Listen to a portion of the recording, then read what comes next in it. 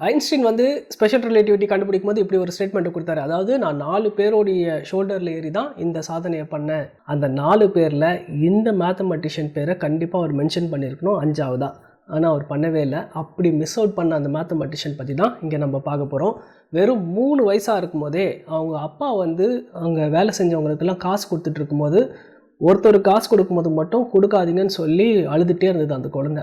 அந்த அப்பாவும் எவ்வளோ சமாதானப்படுத்தி பார்க்குறாரு, அப்பயும் கேட்கவே இல்லை. அவங்களுக்கு பர்டிகுலராக காசு கொடுக்கும்போது அந்த குழந்தை கொடுக்கவே விடல. அதுக்கப்புறம் கால்குலேட் பண்ணி பார்க்கும்போது தான் தெரிஞ்சுது அவங்க காசை தப்பாக கால்குலேட் பண்ணி கொடுத்துருக்காங்க அப்படின்னு. அதுக்கப்புறம் கரெக்ட் பண்ணி கொடுத்ததுக்கப்புறம் தான் அந்த குழந்தை விட்டுச்சு.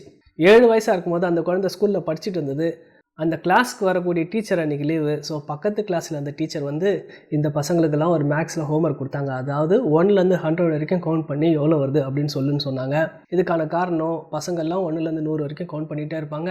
அதுக்குள்ளே டைம் ஆகிடும். ஸோ பசங்க யாரும் சத்தம் போட மாட்டாங்கன்னு. ஆனால் அந்த டீச்சர் அந்த இன்னொரு கிளாஸுக்கு போகிறதுக்குள்ளே இந்த பையன் மட்டும் கரெக்டாக ஆன்சரை சொன்னான் 1010 அப்படின்னு.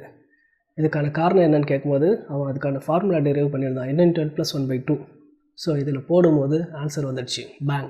ஸோ அப்படிப்பட்ட அறிவாளி குழந்தை பிரின்ஸ் ஆஃப் மேத்தமெட்டிக்ஸ்னு இப்போ வரைக்கும் பெருமைப்படுத்தி கூப்பிட்டுருக்க அந்த சயின்டிஸ்ட், அந்த மேத்தமெட்டிஷியன் யாருன்னு கேட்டிங்கன்னா Gauss, Friedrich Gauss, Carl Friedrich cos.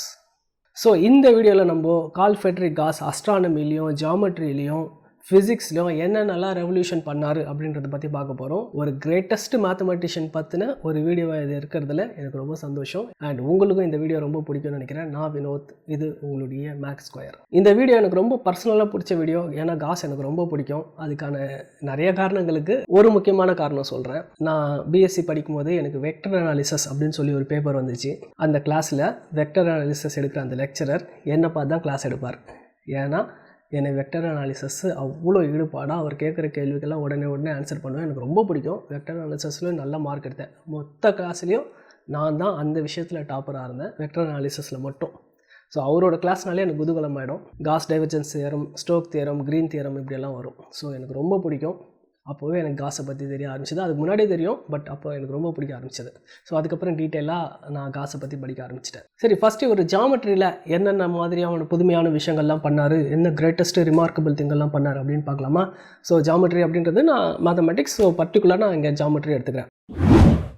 Fundamental theorem of algebra அப்படின்னு சொல்லி ஒரு விஷயம் இருக்குது. அதாவது எந்த ஒரு பாலினாமியல் ஈக்குவேஷன் எடுத்தாலும் அட்லீஸ்ட் அதுக்கு ஒரு காம்ப்ளெக்ஸ் ரூட்டாவது இருக்கும் அப்படின்றது ஃபண்டமெண்டல் தியரம் ஆஃப் அல்ஜிப்ராவை பற்றி நான் ஏற்கனவே வீடியோ போட்டிருக்கேன். வேணா ஐ பட்டனில் கொடுக்குறேன், டிஸ்கிரிப்ஷனில் கொடுக்குறேன், நீங்கள் பாருங்கள். ரொம்ப அழகாக இருக்கும். அதனால தான் அந்த வீடியோவை போட்டேன். Next remarkable theorem. இந்த ரிமார்க்கபிள் தியரம் அப்படின்றது என்னென்னா, ஒரு யூக்ளிடியன் ஜியாமெட்ரியில் இல்லாமல் நான் யூக்ளிடியன் ஜியாமெட்ரியில் உள்ளே இருந்துக்கிட்டே நம்ம ஸ்பேஸினுடைய கர்வேச்சரை எப்படி மெஷர் பண்ண முடியும் அப்படின்றது. நம்மளுக்கெல்லாம் தெரியும், ஒரு வளைஞ்ச பரப்பு இருக்குது, அது வெளியிலேருந்து பார்க்கும்போது வளைஞ்சிருக்கு அப்படின்றத நம்ம ஈஸியாக பார்த்தே சொல்ல முடியும். ஆனால் அதுக்குள்ளே இருந்தே அது கால்குலேட் பண்ணுறது ரொம்ப கஷ்டம். அதை கால்குலேட் பண்ணுறதுக்கான ஒரு மெத்தடை ஃபஸ்ட்டு கண்டுபிடிச்சது நம்மளுடைய காஸ் தான். ஃபஸ்ட்டு யூக்ளிடியனுக்கு சங்கு ஊதிட்டு நான் யூக்ளிடியன் ஜியாமெட்ரி அப்படின்னு சொல்லி புதுசாக ஒன்று எடுத்துகிட்டு வராரு. அதில் தான் இந்த கர்வேச்சர் ஆஃப் ஸ்பேஸ் டைம் விஷயம்லாம் வருது. ஸ்பேஸ் டைம்னு வரல, இந்த நான் யூக்ளிடியன் ஜியாமெட்ரி வருது. ஸோ கர்வேச்சர் ஜியாமெட்ரின்னு வச்சுக்கோங்களேன். இதெல்லாம் எடுத்துகிட்டு வந்து தான் அதுக்கப்புறம் டெவலப் பண்ணி அதுக்கப்புறம் ரீமன் வராரு. ரீமன் வந்து இதில் இன்னும் நிறையா டெவலப்மெண்ட் எடுத்துகிட்டு வராரு. அதுக்கப்புறம் தான் ஐன்ஸ்டீன் வந்து கர்வேச்சர் ஆஃப் ஸ்பேஸ் டைம் பற்றி சொல்கிறாரு. ஸோ ஐன்ஸ்டீன் வந்து எந்த இடத்துலையும் காஸுக்கோ ரீமனுக்கோ கிரெடிட் கொடுக்கல. ஆக்சுவலாக ரீமனுக்காவது ஏதோ ஒரு சில இடத்துல வந்து கோட் பண்ணியிருக்காரு, பட் ஆக்சுவலாக அவர் கொடுக்க வேண்டியது காஸுக்கு. பட் இந்த விஷயத்துக்கு காஸுக்கு அவர் கிரெடிட் தரலனாலும் பொதுவாகவே காஸை வந்து ரொம்ப மதித்தவர் தான் ஐன்ஸ்டைன். அண்ட் ஐன்ஸ்டைன் மட்டும் கிடையாது, எல்லாருக்குமே காஸ்னால் ரொம்ப பிடிக்குங்க. ஏன்னா அவர் தான் பிரின்ஸ் ஆஃப் மேத்தமெட்டிக்ஸ். செரஸ் அப்படின்னு சொல்லி ஒரு அஸ்ட்ராய்டு இருந்துச்சு. இது வந்து அந்த டைமில் வானத்தில் தோன்றின ஒரு அஸ்ட்ராய்டு. இது வந்து எல்லோரும் பார்த்தாங்க. திடீர்னு ஒரு நாள் பார்த்தா அது வேனிஷ் ஆகிடுச்சு.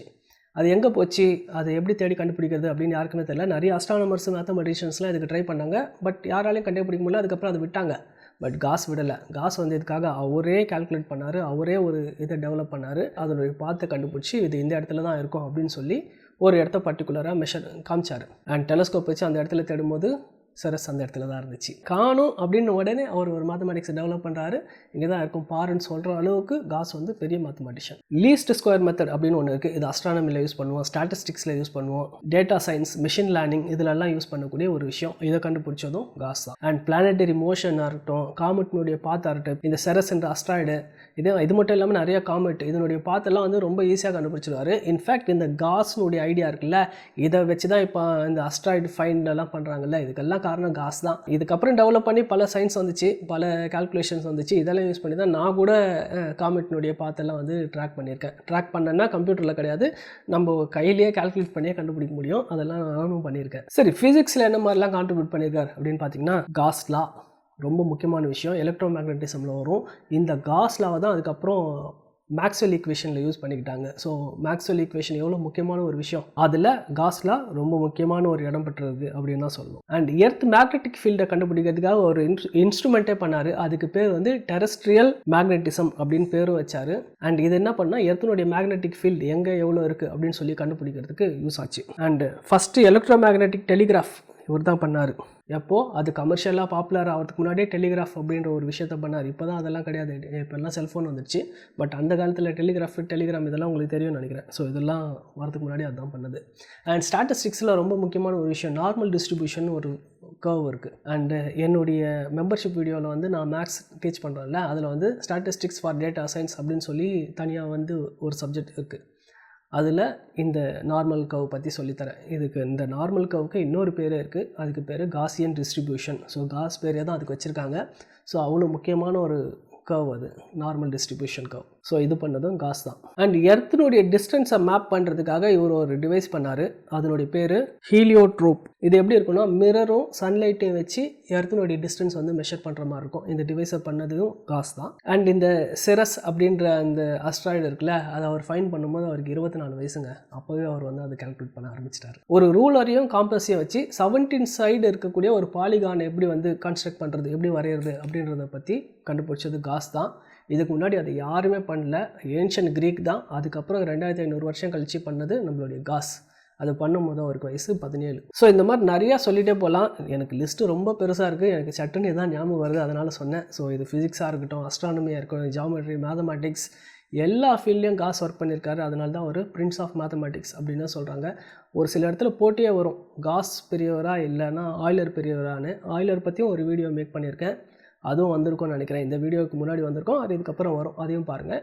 உங்களுக்கு காஸ் பிடிக்குமா இல்லை ஆய்லர் பிடிக்குமா அப்படின்றத பற்றி சொல்லுங்கள். அண்ட் ஐன்ஸ்டீன் வந்து காஸை மென்ஷன் பண்ணியிருக்கணுமா இல்லையா அப்படின்றதையும் கமெண்ட் பண்ணுங்கள். இந்த வீடியோ பிடிச்சிருந்தா நான் like, share, comment and subscribe பண்ணுங்கள். நம்மளுக்கு இன்னொரு சேனல் இருக்குது, அது வந்து சயின்ஸ் ஸ்கொயர்.